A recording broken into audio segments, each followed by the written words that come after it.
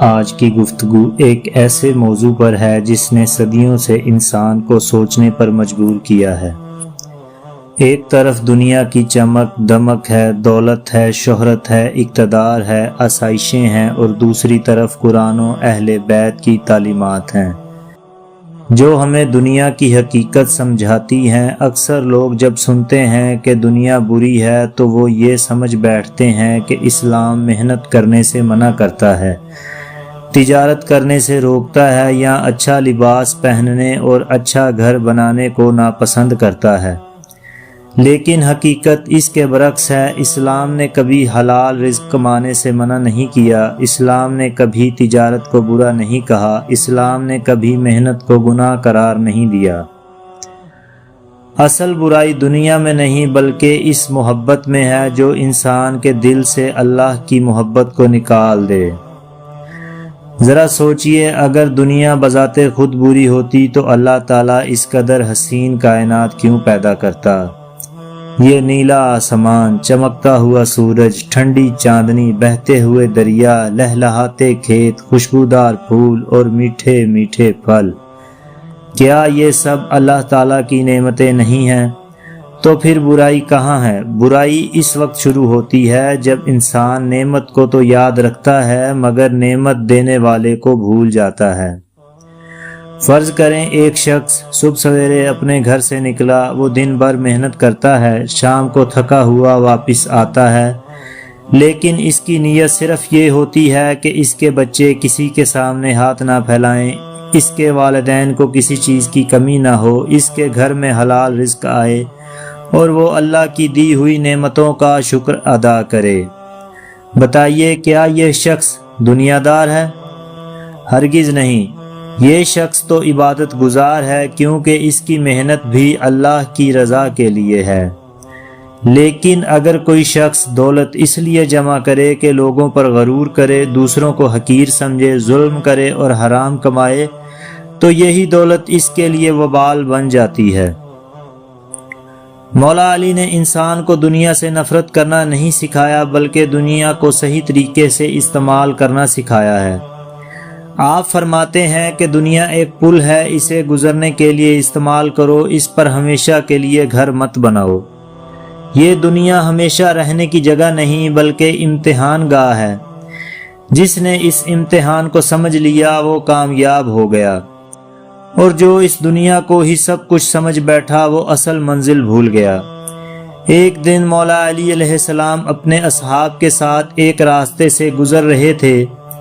راستے میں ایک مردہ جانور تھا، لوگ نفرت سے ادھر ادھر ہونے لگے۔ مولا علی نے فرمایا، اگر دنیا تمہیں اللہ سے غافل کر دے تو اس کی حقیقت اس مردار سے بھی کم ہے۔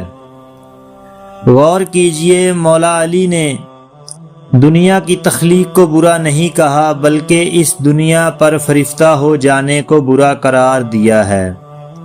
آج ہم اپنے دل میں جھانک کر دیکھیں، ہماری محبت کس کے لیے ہے؟ ہم کس کے لیے جاگتے ہیں؟ کس کے لیے محنت کرتے ہیں؟ کس کے لیے روتے ہیں؟ کس کے لیے اپنی نیند قربان کرتے ہیں؟ انسان کی محبت ہی اس کی پہچان ہے۔ اگر محبت اللہ سے ہے تو انسان اندھیرے سے بھی نماز کے لیے اٹھ جاتا ہے۔ اگر محبت اہل بیت سے ہے تو انسان ظلم کے سامنے جھکنے سے انکار کر دیتا ہے، اور اگر محبت صرف دنیا سے ہو جائے تو پھر انسان حلال اور حرام کی تمیز بھی بھول جاتا ہے۔ پھر مولا کائنات نے 2 قطروں کا ذکر فرمایا، پہلا وہ خون کا قطرہ جو اللہ کی راہ میں بہے، اور دوسرا وہ آنسو جو رات کی تنہائی میں اپنے گناہوں پر بہے۔ رات کے آخری پہر جب ساری دنیا سو رہی ہو اور ایک بندہ خاموشی سے اپنے رب کے سامنے کھڑا ہو کر رو رہا ہو، اپنے گناہوں کی معافی مانگ رہا ہو، تو اس کے آنسو اللہ کے نزدیک بے حد محبوب ہوتے ہیں۔ ایسے آنسو انسان کے دل کو پاک کر دیتے ہیں، روح کو زندہ کر دیتے ہیں اور انسان کو اللہ کے قریب لے آتے ہیں۔ اب ذرا مولا علی کے ایک اور خوبصورت درس کی طرف آتے ہیں۔ آپ نے فرمایا کہ مجھے دنیا کے 2 گھونٹ بہت پسند ہیں۔ پہلا غصے کا گھونٹ۔ سوچئے جب انسان کے پاس بدلہ لینے کی طاقت بھی ہو، زبان بھی چل سکتی ہو، ہاتھ بھی اٹھ سکتا ہو، مگر وہ صرف اللہ کی رضا کی خاطر اپنے غصے کو پی جائے، تو یہی وہ گھونٹ ہے جو اللہ کے نزدیک بہت محبوب ہے۔ آج ہمارا معاشرہ کیوں ٹوٹ رہا ہے؟ اس لیے کہ ہر شخص اپنی انا کی حفاظت کر رہا ہے، بھائی بھائی سے ناراض ہے، اولاد والدین سے دور ہو رہی ہے، رشتہ دار ایک دوسرے سے قطع تعلق کر رہے ہیں، دوست معمولی بات پر دشمن بن جاتے ہیں۔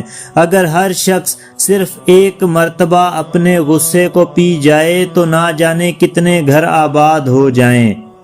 غصہ انسان سے وہ فیصلے کرواتا ہے جن پر بعد میں عمر بھر پھر افسوس ہوتا ہے، لیکن جو شخص غصے پر قابو پا لیتا ہے حقیقت میں وہی مضبوط انسان ہے۔ اور مولا نے فرمایا دوسرا گھونٹ صبر کا گھونٹ ہے۔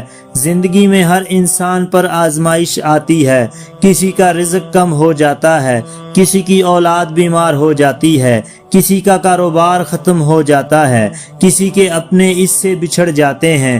یہی وہ وقت ہوتا ہے جب ایمان کا امتحان شروع ہوتا ہے۔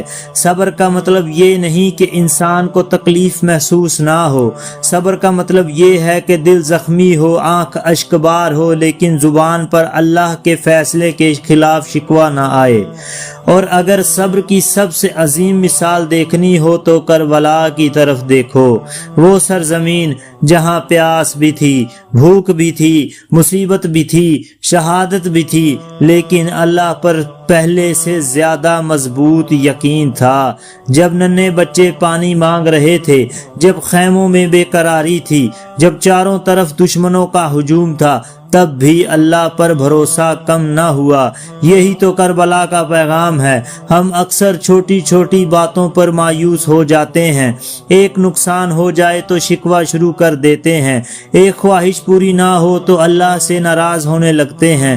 لیکن ذرا سوچو، اگر کربلا والوں نے اتنی بڑی آزمائش میں بھی اللہ کا دامن نہ چھوڑا تو ہمیں بھی اپنی آزمائشوں میں صبر سے کام لینا چاہیے۔ میرے عزیزو، دنیا کی محبت انسان کو اندھا بھی بنا سکتی ہے۔ جب مال ہی سب کچھ بن جائے، جب شہرت ہی مقصد بن جائے، جب منصب ہی زندگی بن جائے، تو پھر انسان سچ اور جھوٹ کا فرق بھول جاتا ہے۔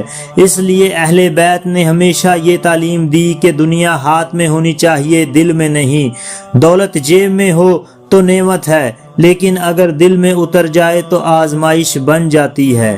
ذرا اپنے آپ سے سوال کیجئے، کیا میری نماز وقت پر ہوتی ہے؟ کیا میری کمائی حلال ہے؟ کیا میرے والدین مجھ سے خوش ہیں؟ کیا کسی یتیم کے سر پر کبھی ہاتھ رکھا؟ کیا کسی غریب کی خاموشی سے مدد کی؟ کیا کبھی رات کے اندھیرے میں اللہ سے اپنے گناہوں کی معافی مانگی؟ اگر ان سوالوں کا جواب ہاں ہے تو خوش نصیب ہو، اور اگر جواب نہیں ہے تو آج بھی وقت ہے، اللہ کا دروازہ ابھی بھی کھلا ہے۔ یاد رکھو، دنیا میں آنے والا ہر انسان ایک دن واپس جائے گا۔ نہ محل ساتھ جائیں گے، نہ دولت ساتھ جائے گی، نہ گاڑیاں ساتھ جائیں گی، نہ شہرت ساتھ جائے گی۔ ساتھ جائیں گے تو صرف انسان کے اعمال اس کے ساتھ جائیں گے۔ اس لیے عقل مند وہ ہے جو دنیا میں رہ کر آخرت کی تیاری کرے۔ میرے دوستو، اپنی زندگی کے چند اصول بنا لو۔ کبھی نماز نہ چھوڑنا، کبھی حرام رزق نہ کمانا، کبھی کسی کا حق نہ مارنا، کبھی کسی مظلوم کی آہ نہ لینا، کبھی والدین کا دل نہ دکھانا، کبھی یتیم کو خالی ہاتھ واپس نہ بھیجنا، اور کبھی اللہ کی رحمت سے مایوس نہ ہونا۔ آخر میں ایک بات ہمیشہ یاد رکھنا، جب بھی دنیا تمہیں اپنی چمک سے دھوکہ دینے لگے تو کربلا کو یاد کر لینا۔ جب غور آنے لگے تو مولا علی کی سادگی کو یاد کر لینا۔ جب مال پر تکبر ہونے لگے تو قبر کی مٹی کو یاد کر لینا۔ جب گناہ آسان لگنے لگے تو قیامت کے دن کو یاد کر لینا، اور جب دل ٹوٹنے لگے تو اللہ کی رحمت کو یاد کر لینا، کیونکہ اللہ اپنے بندوں کو کبھی تنہا نہیں چھوڑتا۔ پروردگار، ہمارے دلوں میں اپنی محبت پیدا فرما، ہمیں اہل بیت کی سیرت پر چلنے کی توفیق عطا فرما، ہمارے رزق میں برکت عطا فرما، ہمیں حلال کمانے، حلال کھانے اور حلال خرچ کرنے کی توفیق عطا فرما، ہمیں غرور، حسد، تکبر اور دنیا کی ناجائز محبت سے محفوظ فرما، ہمارے والدین پر اپنی رحمت نازل فرما، ہماری اولاد کو نیک اور صالح بنا، ہمیں دنیا میں عزت، قبر میں راحت اور آخرت میں حضرت محمد اور ان کے اہل بیت کی شفاعت نصیب فرما، آمین یا رب العالمین۔ اگر آپ دوستوں کو یہ گفتگو پسند آئی ہو تو ویڈیو کو پسند کریں، اپنے دوستوں کے ساتھ شیئر کریں اور ایسے ہی دینی موضوعات پر مزید ویڈیوز کے لیے چینل کو ضرور سبسکرائب کریں۔